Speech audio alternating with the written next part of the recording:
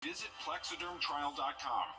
After an accident, consider this. Insurance companies track the results of law firms. They know which ones ignore lowball offers and file lawsuits, and which ones have never seen the inside of a courtroom.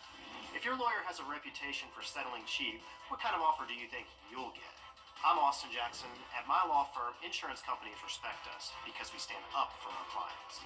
Injured? Call Austin Jackson, the Augusta guy. 706-724-7224. We're going to take you on the journey of Charlie Scott, the first black scholarship athlete at the University of North Carolina. Saturday, February 1st on WRDW. The First Alert Team, named best in Georgia.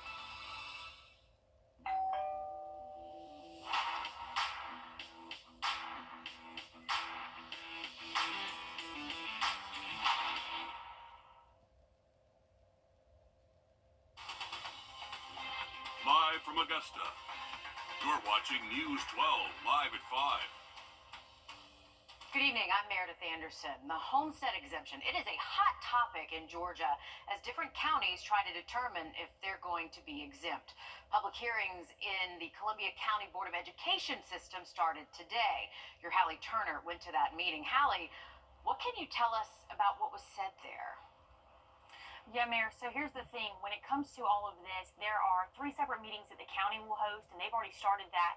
And then the Board of Education has their 3 meetings, and they just started today. So today was day 1 of their meetings. And lawmakers drafted a bill intending to put a cap on tax hikes for homeowners, but some at the podium today say they're still angry and confused at how a small panel can override a decision the community voted in favor of back in November. Only 3 people spoke to the Columbia County School Board today, but you soon will see who sat quietly in the audience taking notes. She says all sides are struggling to find common ground, with the BOE scheduling hearings back-to-back 3 days in a row, and at times that most working-class people are at work. Yasoon says her fear is the decision will be made for homeowners instead of in favor of them. Yeah, we are having every meeting at the same location. And I'm sorry, this 8 o'clock, 2 meetings, 8 o'clock, it's just not really, accommodating. The Columbia County Superintendent, Dr. Stephen Flint, says this entire process is extremely complex and they are not making an early decision as to opt in or out. They are taking each meeting as it happens and listening to every concern. But concerns are wide scale and the decision doesn't just impact homeowners. It could affect how the school gets a large chunk of their revenue. Coming up all noon tonight on News 12 at 6 o'clock, we're showing you the impacts the school system could face if they don't opt out. A lot of strong feelings on both sides of this issue. Thanks for that, Hallie.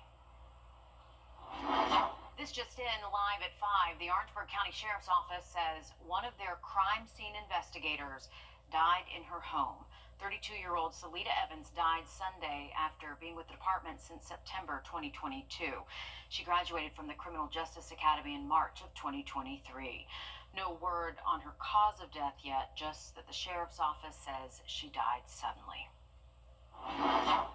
Tonight, an Evans high school employee is on administrative leave after allegations of an inappropriate relationship with a former student.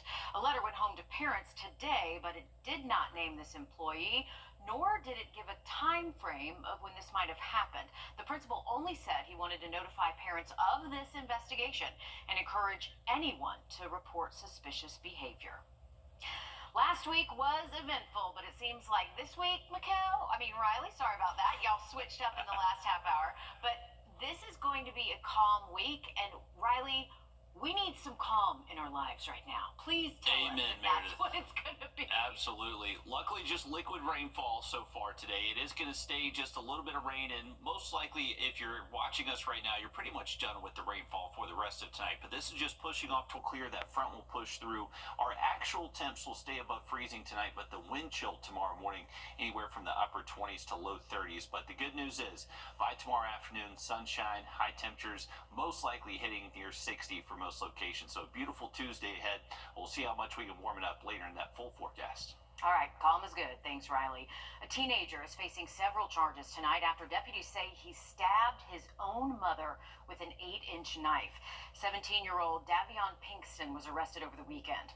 Richmond County deputies say his mom is stable after being stabbed multiple times with wounds in her eye, head, and on both of her hands.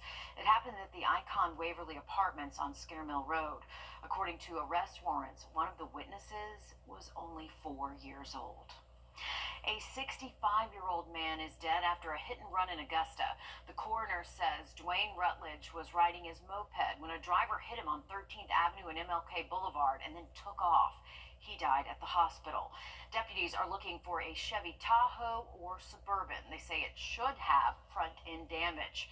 They're hoping someone watching right now might have seen something and will give them a call at the number on your screen. You can remain anonymous. A good reminder tonight to make sure your pets are up to date on their shots. There has been another raccoon with rabies, this time in Augusta.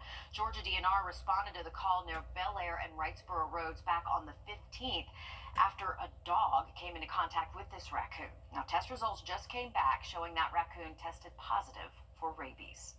Tomorrow is the last day those of you in South Carolina can apply for help from FEMA.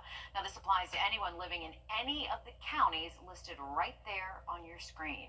After the deadline, you can still submit documents and update contact information, but you will want to make sure that application is in by tomorrow. You can apply at disasterassistance.gov. Those of you in Georgia, you have until February 7th. In Atlanta, images of what is believed to be targeted detainments across the country. Wilderness camps are said to help struggling youth get back on track with their lives. Now, after the deaths, though, of some campers in North Carolina, some of those camps could be shut down.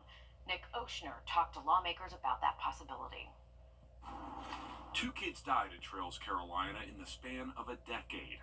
The camp billed itself as a place offering wilderness therapy until it was shut down by state regulators last year. But nearly all of the former campers we've talked to in our years-long investigation described allegations of abuse and neglect and little therapy. I was not safe at Trails, obviously not. Nobody who goes in there is safe, and that's why people have died there. It was incredibly traumatic, and I still struggle with flashbacks and nightmares like 5-6 years later. These are called therapeutic wilderness programs. Yes. Did you get much therapy? There's no real therapy that happens. It's stories like those, along with the 2 deaths at Trails, Carolina, that led out